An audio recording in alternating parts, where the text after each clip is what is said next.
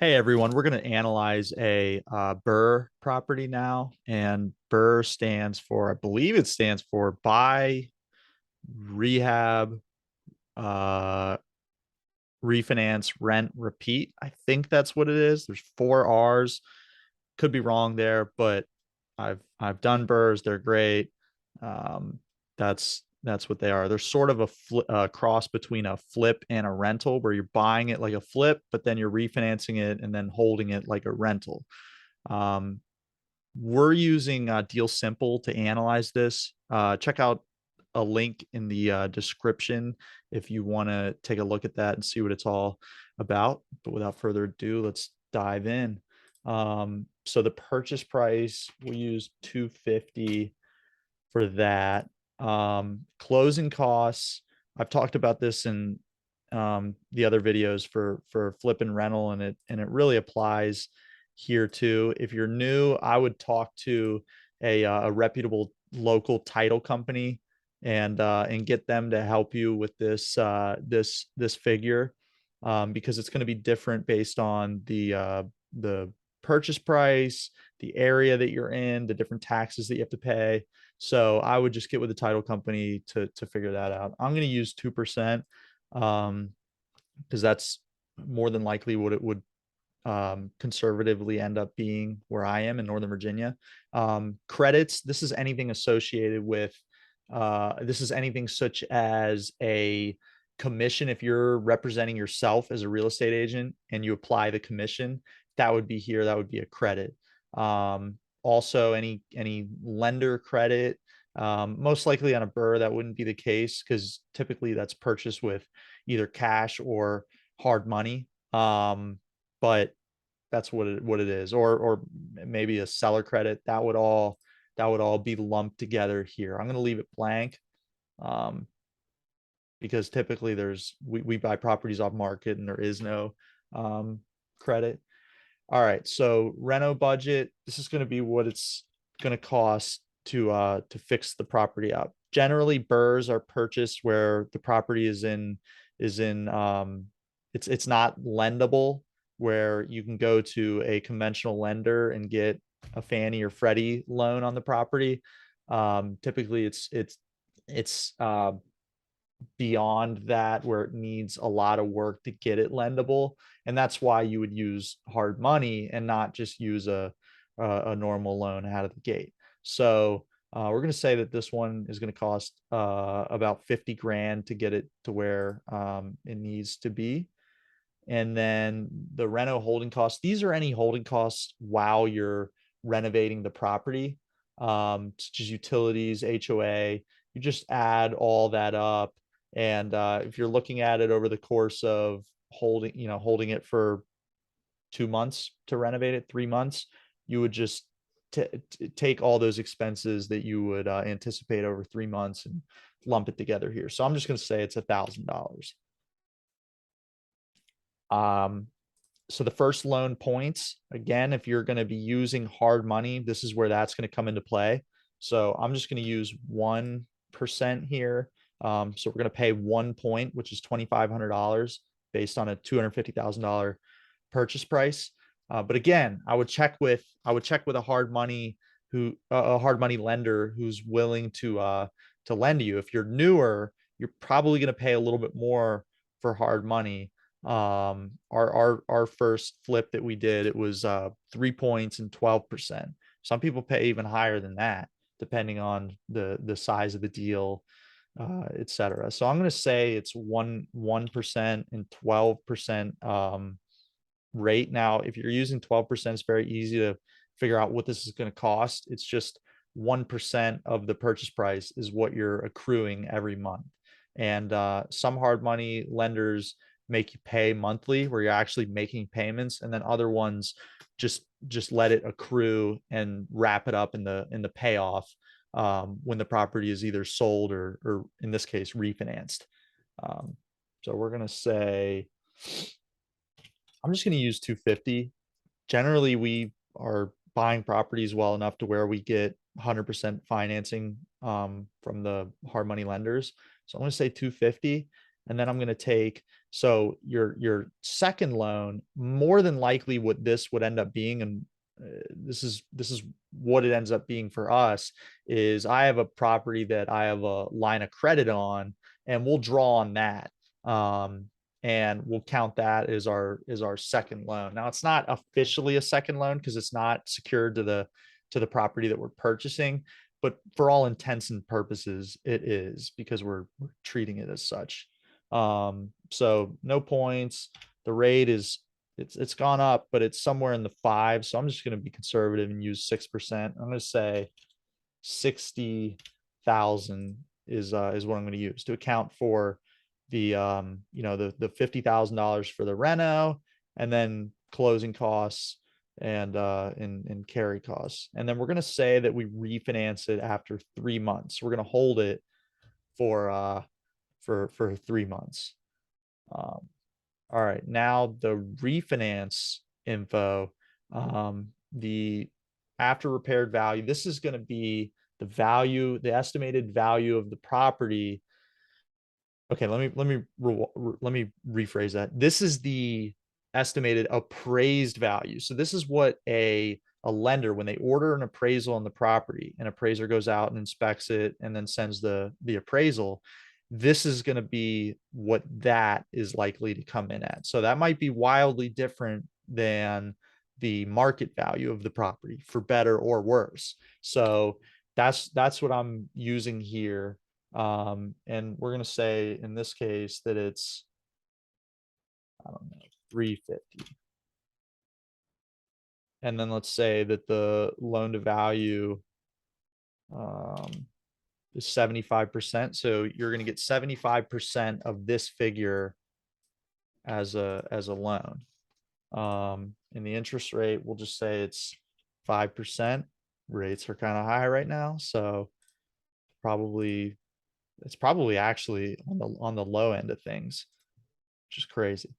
But all right, and then we're going to say that we're just going to use $2,500 for the loan fees. Now, this is how you get all this information is by, I mean, the lender's not going to tell you what a property would appraise for, but they'll be able to go over, the program that you're looking at, whether it's a Fannie or Freddie loan or some other kind of bank loan or just alternative type of loan. They'll be able to go over the different parameters and and um and just what that would look like. So generally an investment loan is going to be around 75 percent. Sometimes they'll go to 80 or even like 85%, but to be safe, I would just use 75%. Interest rate, again, I would check with the lender to see what rates are. Rates change daily, so definitely get with a good competent lender to go over all that. Same with their fees and points. Now, their fees are generally a fixed amount. They have a flat origination fee. When I was a loan officer, we had an origination fee, and then if someone wanted to buy down the interest rate, that would be added to this as well. So again, check with the lender. I'm going to use $2,500 here to be safe, which is 1% of the original purchase price. And then we're just going to say that it's a 30-year loan. If you're doing a Fannie Freddie loan, you would more than likely get a 30-year. Obviously, you can get a 15-year, but for the sake of cash flow, let's just use let's stretch it out over 30 years. Now we're going to say this is a 1-unit property, and the average rent, just say it's $2,000. Again, we're in the DC area, and properties are a little bit more. Well, let's actually say it's a little higher than that. All right. Other monthly income. This would be anything such as laundry income. If you have a kind of pet fee or something like that, you would put that here. If you're billing back utilities as a fixed amount, you would add that here as other income. And then also to touch on the rent, I would do some market analysis on this. Talk to a trustworthy real estate agent, look at different online places and just try to figure out a conservative figure to use for that. I'm just gonna put $20 in as the other income. Annual vacancy, I'm going to use 5%. But again, I would look at the market that you're in. Not all markets are created equally. And some are, I would definitely, I wouldn't go any lower than this. But you might want to go higher if you're in a more rural area and you think that it'll take longer to get a tenant. And when there is turnover, when a tenant leaves and you're trying to find a new one, that's basically what you're accounting for there. All right, so the property taxes, if you go to the county, if you Google, so and so county real estate assessment, you should be able to plug in the address.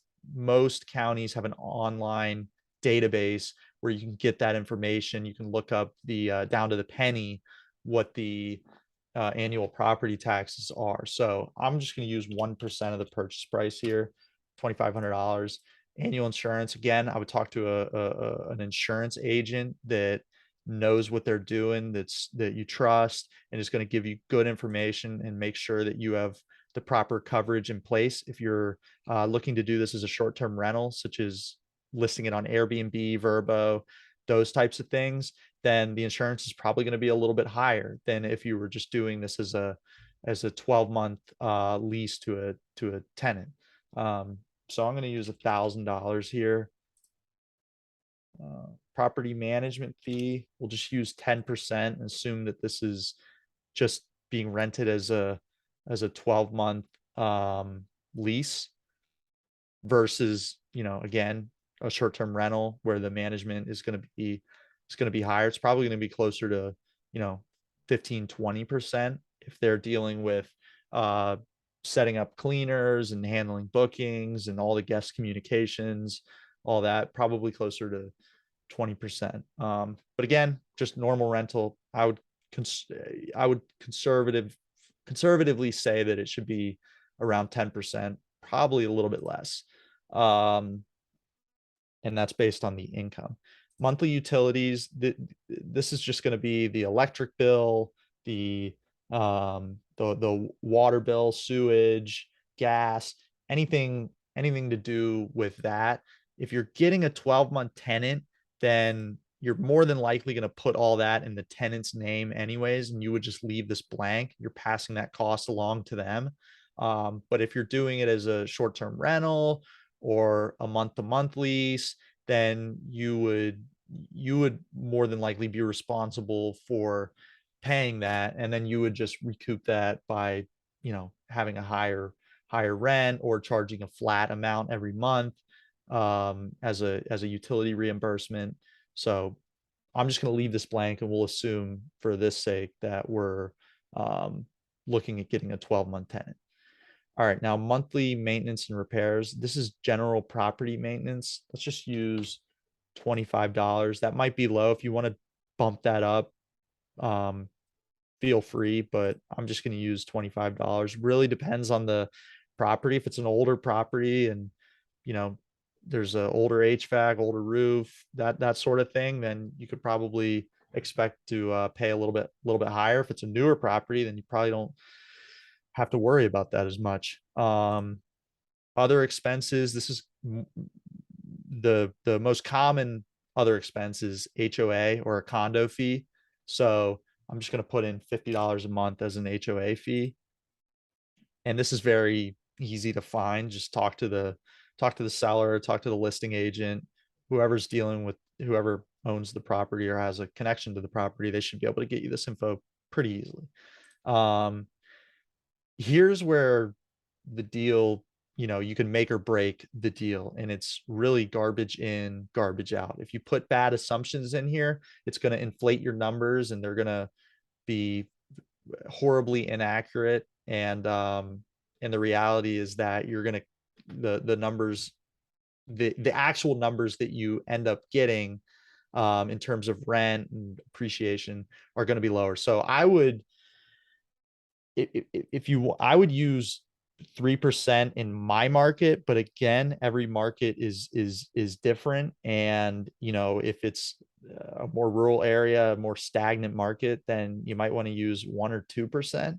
But I'm just going to use 3% here. That should be on the conservative side. During COVID, we've seen this number much higher, but I'm not going to factor any of that in.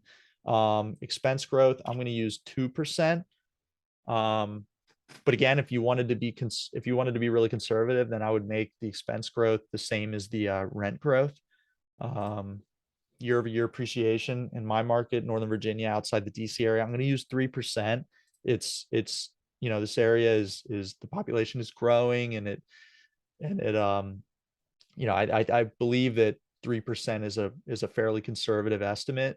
But again, if it's a rural area or a market that's stagnant, and you might want to dig into that a bit and maybe go lower. Selling costs, this is going to be the realtor commissions, and then any closing costs associated with selling the property. So if we're using 5% to go towards the realtors, 2.5% to the buyer agent, 2.5% to the seller agent, 5% total, and then we're using 2% as a figure for the closing costs when the property is sold. That totals 7%, and in my market, that should be on the conservative side of things. So again, check with a title company if you're newer to this and you want to figure out what it's going to cost to sell a property in your market. That's what I would do. So now that we got everything in, let's press calculate and see what it spits out. All right, so going up here, you can see the rental income. You can see it creep up year over year based on the assumptions we put in. Same with the other expenses, vacancy, and then you get to your this is essentially your top line in terms of income, revenue, if you will. So that's your top line. Then you have all your expenses that you back out, and then you're left with your net operating income. So this is before the loan is paid. So in this case, after the loan is after the debt is serviced, you're left with, in year one, about $2,000 cash flow, and it creeps up as the years go on. And if the rent growth and the expense growth, or I'm sorry, if the rent growth exceeds what you put in here, then obviously these numbers will be better. But that's why you always want to be conservative, because you don't want to end up going the other way where this is lower than what you have modeled out. So that's the cash flow, probably the most important line right here. And then you have the estimated value of the property, and this is taking the year over year appreciation increase that you put in there, and it's factoring that in. And then this is the equity, which is the difference between the loan balance and what you could sell the property for. And as you can see, that grows over time. And then here's essentially what you would walk away with if all these assumptions were accurate and came in as such. So this would be the proceeds after you sell the property.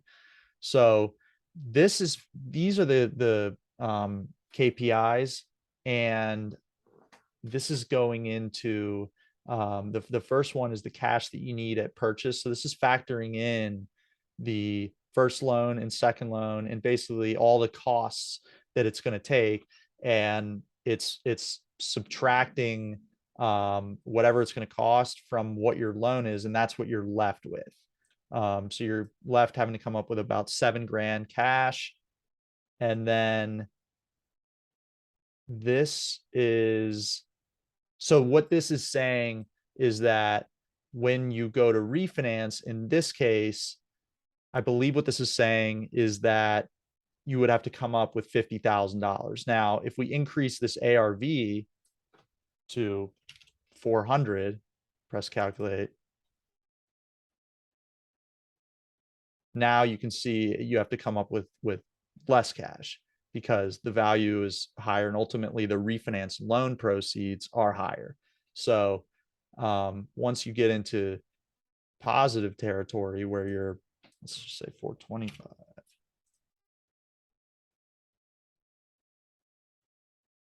Now we're into positive territory, and this is where the you're actually getting cash back when you go to refinance, where you're, in this case, you're essentially breaking even, and you got your the hard money loans paid back, and then you get the property, and you don't have any skin in the game really, which is a beautiful thing. And that's the power of leverage. But obviously a higher loan amount leads to a lower cash on cash figure, and you know someone might look at this though and say, you know what, I'm okay with this because I'm going to bet on the appreciation of this market, and I think that long term this will be a good investment. So the cash flow might be less important than the overall equity, and ultimately the appreciation that is brought onto the property. So hopefully that makes sense. I'm going to bring this back down to 350 just to go back to what we were originally looking at. So this is back to our original numbers, and you can see that there is some cash flow. It's obviously great return. This is the average annualized return. So it's taking if you were to sell it after 5 years, it's basically taking the amount that you put in, which I believe is right here, and then dividing it by the total amount that you gain over. It's basically putting it on an annualized basis for 5 years. So that's a great return over 5 years. The cash on cash is a little bit low, but again, this is I'm sort of looking at this like it's in my market, and it's cash flow is hard to come by in this area because it's very competitive and people are betting on the appreciation. So again, all markets are different, and in a more rural area, the cash on cash might be much higher, whereas this figure is significantly lower, and the equity that's on the back end might be much lower than a market like Washington, D.C. So hopefully this was helpful and gave you some good information. Again, this is DealSimple. You can check it out. We'll put a link in the description so you can go to our website and check it out. And any other questions, feel free to reach out. And thanks so much for watching this.